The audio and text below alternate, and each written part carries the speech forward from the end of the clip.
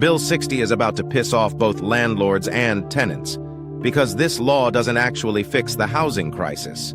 It just accelerates the consequences. If you live in Ontario, your future in this province might be affected more than you think. The government says the goal is speed up landlord and tenant board decisions and increase the supply of rental homes. So, what does that mean in real life? 1. Faster decisions at the landlord and tenant board. Both landlords and tenants complain that cases take months, sometimes over a year. People are stuck in limbo. Bill 60 tries to speed up these decisions with a bunch of rule changes. Good side is, landlords might not wait forever to deal with non-payment or serious issues.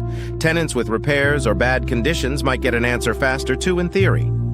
2. Easier and faster evictions.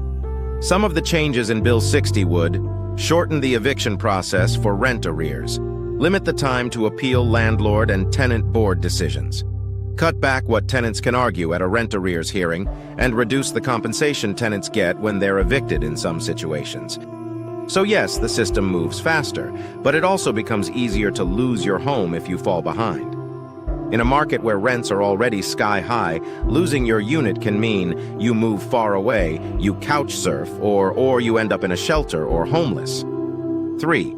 Why tenant groups are sounding the alarm. Tenant advocates and legal clinics are saying, Bill 60 strips away tenant protections. It weakens the housing justice system. It will increase evictions and make it harder for low-income people, newcomers, and people with disabilities to fight their case. They worry that speed is being prioritized over fairness.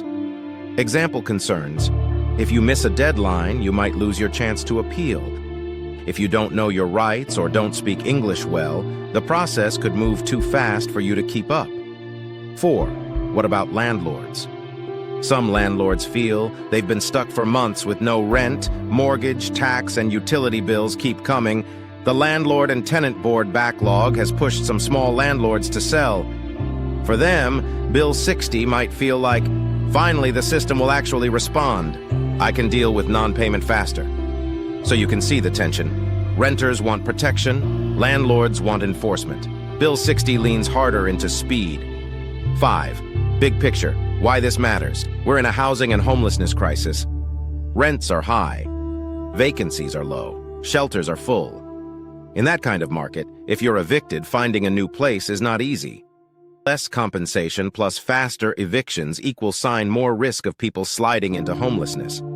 Cities like Toronto are warning that Bill 60 could increase evictions, put more pressure on shelters, and add strain to city services that try to keep people housed. 6. So, is Bill 60 good or bad?